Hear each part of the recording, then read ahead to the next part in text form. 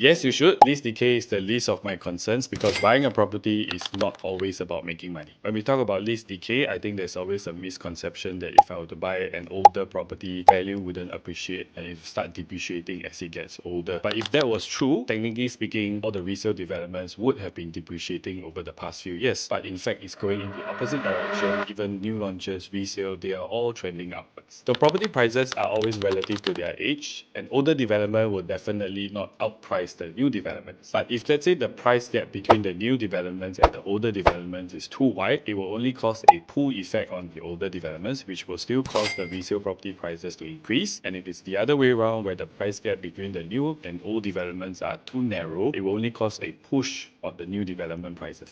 So it's not so much about the decaying lease, but really the entry prices. Besides the remaining lease and the age of the property, we also have to look at the unit layout. I think the older developments are built quite differently from the newer developments. The older layout usually tends to have a bigger square footage, wider living rooms, bigger bedrooms. Some of them don't even have balconies. So it really depends on the buyer's profile and the buyer's needs. I do have buyers who are only looking at older developments because they want a wide and huge living area for the kids, for the family. They don't want balconies because they don't use it. But I do have buyers who are also looking only at the newer developments because they like luxurious vibes that the new development can provide and also lifestyle living that it can provide. There's no proven statistics that the older development or a property that has decayed on the lease will not do well. So when we talk about lease decay, one thing that we need to take note is that if the development is old, then we do have to factor in renovation costs because with inflation, material, labor costs has all increased. So renovation costs can be quite hefty now and how extensive a renovation you want to do, but always keep that in mind when you're buying an older development.